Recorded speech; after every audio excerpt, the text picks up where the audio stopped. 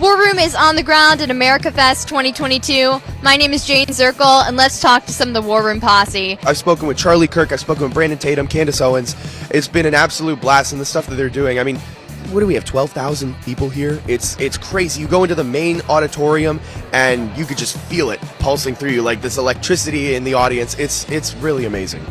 I've been coming to Turning Point events since I was in high school back 2018, so I've been coming for years, and it's been so amazing to see how the events have grown and just the momentum of the conservative movement, especially among Gen Z, and how, excited people are about freedom and about America. We get assaulted and harassed by these psychotic, thieving politicians, school board members, superintendents, and they cancel us from our jobs. That's what happened to me.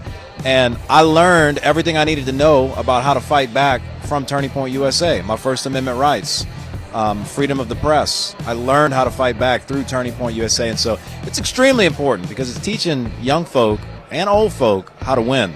What inspired you to get involved in politics at such a young age? So actually, it's a long story. I was a missionary kid, moved overseas when I was 11, and last 6 months I lived in Myanmar or Burma, whatever you want to call it. They actually went into a civil war. So I was able to live 6 months through that war, and we had to flee. And just living through that really gave me a different perspective on the country I was born in and how important it is to preserve our values and our freedoms, because I saw what true brokenness looked like in a country. What are some of the craziest things you've encountered on college campuses?